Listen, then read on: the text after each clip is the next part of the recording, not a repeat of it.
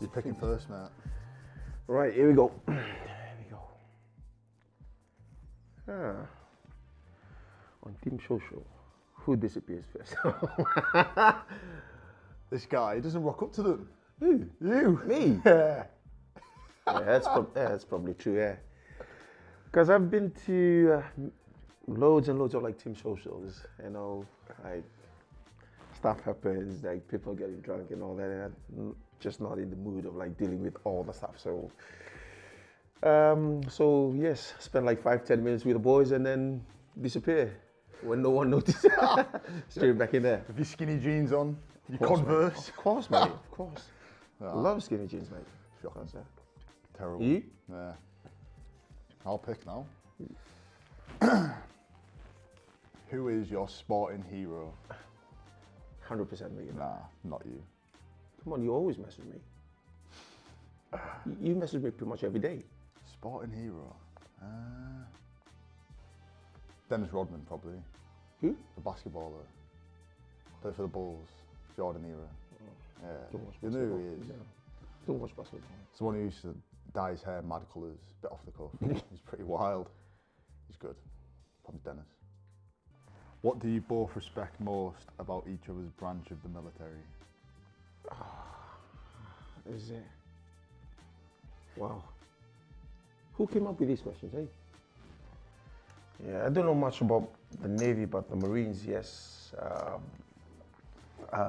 Did my phase 2 in Bovington, and there were Marines out there too as well. They're quite physical. They're quite like, yeah. No, obviously Like not me, you. innit? Not you, man. Yeah, you're not physical enough, mate. But just the physical aspects of it through the forces, like when they do the training and like the amount of running that they do, I always admire that from these guys, and they're so mentally tough when it comes to like those physical aspects of like the whole military stuff. So yeah. Fair enough. It's basically But not you. The core. Not you. Mentally tough, physically tough. You're not mentally tough, mate. Yeah. Every single day you've been like complaining about. Nah. You've said it now. It's on camera. Mentally Yeah, tough, true, physically tough. He's yeah. picking his next question up. Right. What are the biggest challenges of balancing military commitments with club rugby? Oh. For me, it's just like keeping the standards of like the army, basically. Like when I started off with Bath, every single month or every other month or every other week, I've been reminded like you're out there as a soldier first. Yeah. So I've been going out. You're representing the forces. You're representing like the military as a whole. So the standards got to be up. Like correction, you need to be punctual, and whatever you do, the things that you do on and off the field, it's a replica of, or it represents the army. So your turn up needs to be like to the standard. So at one point I was actually growing like massive beard, and my boss came in and was like, "Hey, you're a soldier first and a rugby player second, so I need you to get rid of that." And yeah, so it's kind of like the standards that you need to keep and you need to uphold, because it's so easy to get lost in the rugby environment because of how the boys are around each other and how we're so chilled out and all that, and it kind of like the standards kind of like dropped away by It's like two different worlds. Exactly. Like, it is, I think I completely agree with you there. It's like you're not turning to at your base every Sunday night ready for a week of work. So like they technically are working like a civilian job, so it's trying not to fall into that way of life. But I completely agree with what you said. That'll be my answer to that. Yeah, it's here we go. How does military rugby differ from playing at a civilian club? Oof. I think there's a lot of similar. I can't even get my words out. I can't even get similarities. Similarities. I think the biggest thing is like when it comes to the inter-service stuff, obviously Navy have a camp, RAF have a camp, Army have a camp. So it's ran as close to a professional environment as it can be, being non-professional. I think the biggest difference would just be the standards of player. Yeah. Like Navy-wise, you've got Sam, World Cup, Premiership winner, playing in the top 14 now, and then there'll be lads who don't play rugby outside of the military. So the standards, It's, before, like in the forces, it's the same thing. Like, but then when like a couple of years ago, before like rugby was big, back in the days, you'd be like, you can actually see like the standards are two different. There's two different standards: the civilian, and then the rugby standards in the forces. But then now, when all the boys, most of our boys have been contracted, most of our boys have been going to semi-professional rugby clubs and all that, and they got their standards from the civilian side of rugby. They brought it back to the army rugby, and now it's not far off. But then, like you said, there's a little bit of like indifferences in the team. Like you can actually tell like, these boys, or they have been contacted by the clubs. And their boys just been playing army rugby level. So the details into execution level, accuracy, and all that, you can actually tell there's a bit of like mismatch around it. No, I think like you bang on with that. Boys. This is a good one. How does the rivalry between Army and Navy rugby teams translate at club level? It's more. It's like Derby week, innit? The what? Derby week when Bath normally plays Gloucester or Exeter, but then like the most challenging one was Gloucester when Bath played Gloucester, and we won. It was 17-16. It was a very close game. And there was a huge like fight towards the end. Like it was so intense just by going through like the training and all that. And when you run out, there was like the crowd was shouting at you and all that. They were bullying at you and all that. It was so intense, but it was so good. Like everyone was just like so physical, and everyone was just don't want to go down quite easily. So when it comes to like Army Navy, when I first played for the Navy, for the Army, and against the Navy in Twickenham, I was so nervous. It was so nerve-wracking.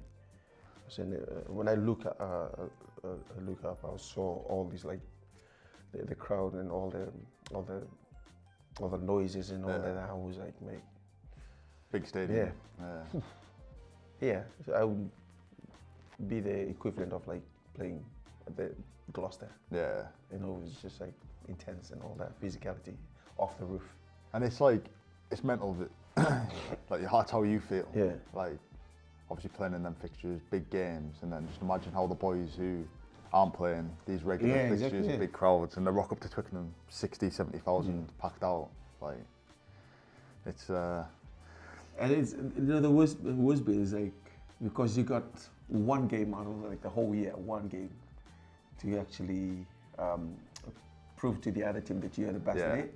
Then if you lose, you gotta wait for the whole year just to come back and do it all over again. I think like rivalry-wise, like obviously we're at the same club now. Yeah. Like, I don't think there hasn't been a day where there's not been a dig from one of us to each other. No, it's always been you. Well, You've been. You've got to stay on top, mate. Alpha. True. Like, so there's always that rivalry between us. Yeah. It's just like through banter. It's good fun. But then when it comes to that game there, it'll be funny. It's funny you said that, because all I've been waiting for in like actual game is I'm just waiting for Josh to drop the ball. As soon as he dropped the ball, I was like, yes. That's crazy. And we're on the same team as well. I know. Like, I can't help it, mate. This is what we have to put up with. I've put up with day to day. So this guy. So all these training sessions, right? All these training sessions, we've been doing high balls and all that, and we've been going at it from minute one. Going at it, like high balls, passing drills and all that.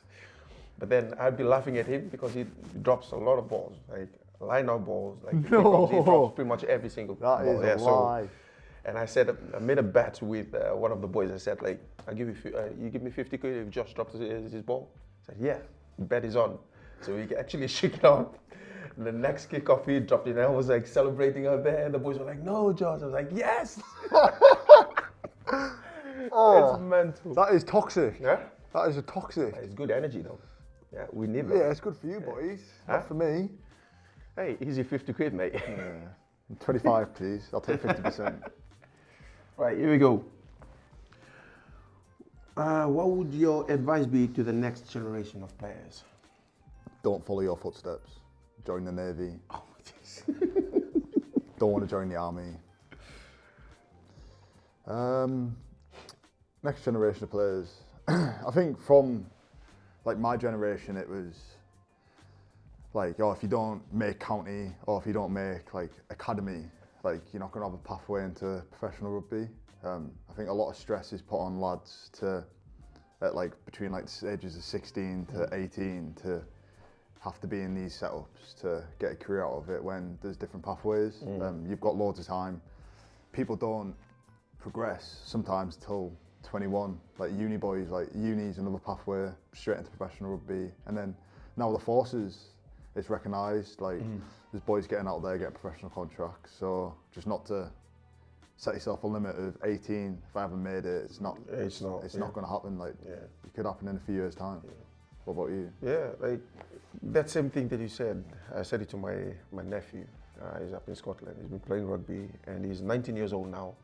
Last year and the year before that, he thought that everything should be in line with like rugby and all that. Everything should be set up. Like you said, the pathway. I said to him, listen, I only started my professional rugby career at 25, 26. So you're not late. You've got loads of time. If I would give an advice to anyone, or if anyone is listening and like advice from my side, it would be in everything that you do it 100%. You know, like if you in any line of work, basically, like in the forces, do it 100% because you never know who's looking, you know, who's watching. It goes in any line of work, rugby or pretty much anything. You do it 100% because if and when you get it wrong, you know what you did is wrong, and you can actually learn from it, and you have growth on that. Yeah. Then if you get it right, you know that you're doing something right, so you continue on building on that. Yeah. So that sets you off. So do everything 100% rather than 50-50. You will know which part are you doing right and which part are you doing wrong. So you end up like guessing or guessing your way through or whatever you're going through. So yeah, but that's what I said to my nephew up in Scotland. So I said to him, listen, you got all the time in the world. You're not late. Man. Don't put pressure on yourself. Exactly, yeah. Just do everything that you're supposed to be doing at 100%. Like if you're training, give it your 100%. If you're running, 100%. Or if you're doing skills or anything like rugby, school stuff, work, even the military stuff, we do 100% because you never know. One of these doors will open up and it will, you know. I think like a good example of that is Patrick Pellegrini. He was playing low level. I mean, he got an opportunity at Coventry. Played well for Coventry. Got international call up to Tonga in the last World Cup. And now he's at, is it Moana Pacific in the Super Rugby. Like it can just come at any time. Once it happens, like everything just lined up. You don't have to like force your way into like, oh, this needs to come here, this needs to come here. We need to build this so that when I've got the time, I can just go straight. But life is like a process, and so you treat it as it comes along. Time. As important as like giving 100%, or you must enjoy it too as well. Because you won't have the opportunity to go through it again. So enjoy it while it comes. Yeah, 100%.